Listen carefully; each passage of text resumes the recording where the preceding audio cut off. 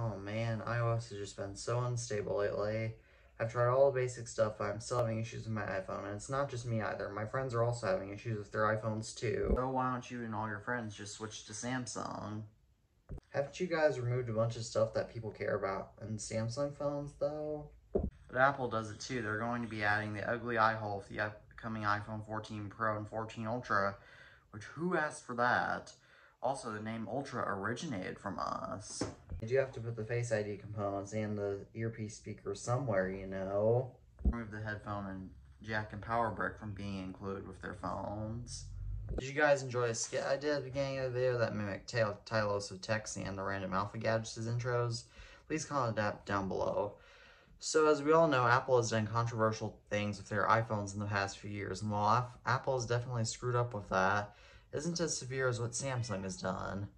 So let's talk about it. First of all, Samsung has notably copied Apple in many ways, the first of which is via their design. While their folding phones do have original designs, their non-folding phones have notably copied Apple. Right now, I'll show you two photos. One of the Samsung Galaxy S2 and S22, excuse me, and one of the iPhone 13. See how Samsung used to copy Apple or how they didn't. First of all, I'll show you the Samsung Galaxy Core Prime from 2014 compared alongside the iPhone 6. Hang on, where is it? Here we go. From that same year, and I know they're not the same kind of phones from that same year, but just look at how similar these designs are, how different they are. Look at how different these designs are.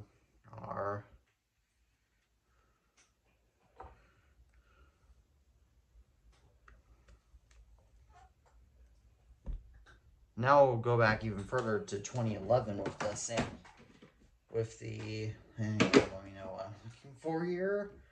The Samsung Galaxy S2 and the iPhone 4S from 2011. So as you can tell, here's their fronts. Here these phones all are, all around in their glory.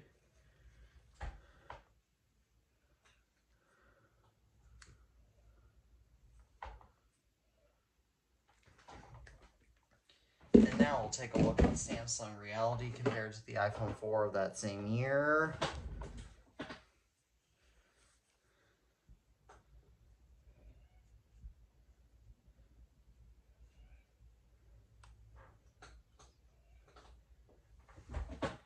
And did you see anything at all in these design comparisons? How about the Samsungs look nothing like iPhones? In fact, Apple copied Samsung when they moved the power button to the side of the iPhone 6, something that Samsung phones have been doing all along. However, particularly with the back excluding colors, the Samsung Galaxy S22, does look very similar to the iPhone 13, especially with the cameras. In 2016, when Apple removed the headphone jack on the iPhone, Samsung made numerous ads mocking this. However, in 2019, they also began doing the same, and they also began offering wireless earbuds just like AirPods. In 2017, Apple introduced the infamous notch on the iPhone. Samsung made fun of this via an ad that showed the family of what I call notch bangs. Samsung's flagship phones don't have the notch. Guess what their budget mid-range phones have? The notch. In 2018, Samsung released an ad mocking Apple for slowing down older iPhones due to many thinking it was planned obsolescence. However, Samsung doesn't keep their phone support for long. For example, the Samsung Galaxy S20 from 2019 is no longer officially supported, whereas the iPhone 6s from 2015 is still officially supported. They even make their flagship phones out of plastic. How is neither of those things planned obsolescence? In 2020, when Apple removed the power brick from iPhone boxes, Samsung mocked Apple in advertisements for doing so. However, Samsung also did the same thing with the Samsung Galaxy S21 back in 2021. Why is Samsung copying Apple in so many ways? Samsung copying Apple is their way of saying that iPhones are superior, and do you think people would rather buy the knockoff or the original? The answer is clearly shown in the market share of Android phones compared to iOS phones dropped to 67% from 70%, in the past few months, and I think we know who to blame considering they're the largest Android phone manufacturer out there. Samsung has also removed other features that their phones were known for in the past few years.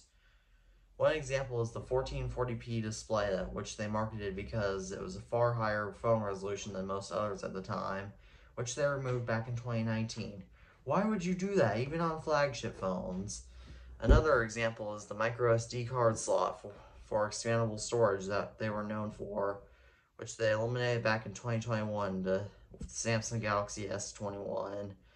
People do want to buy more storage without upgrading their phones. A third example is how they ruined the Samsung Galaxy Note.